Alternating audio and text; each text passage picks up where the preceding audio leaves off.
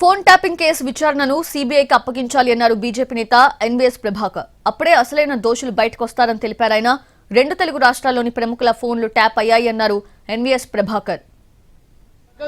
ఇరు రాష్ట్రాలు అటు ఆంధ్రప్రదేశ్ ఇటు తెలంగాణ రాష్ట్రాల్లో ఉన్నటువంటి అనేక మంది ప్రముఖుల యొక్క ఫోన్లు ట్యాప్ అయినాయి అని ఒక్కొక్కరు వ్యక్తిగతంగా కూడా వాంగ్మూలాలు ఇస్తున్నప్పటికీ కూడా ఆ విచారణ యొక్క పరిధిని రోజు రోజుకి తక్కువగా చేసి ప్రభుత్వం చూపిస్తున్నట్టుగా భావించాల్సి వస్తుంది.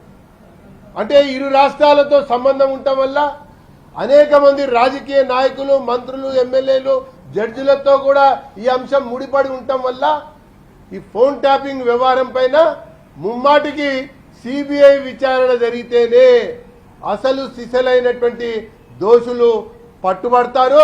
వారి వెనకాల ఉండి నడిపించినటువంటి వ్యవహారం అంతా కూడా కొలిక్కొస్తుందని చెప్పని భారతీయ జనతా పార్టీ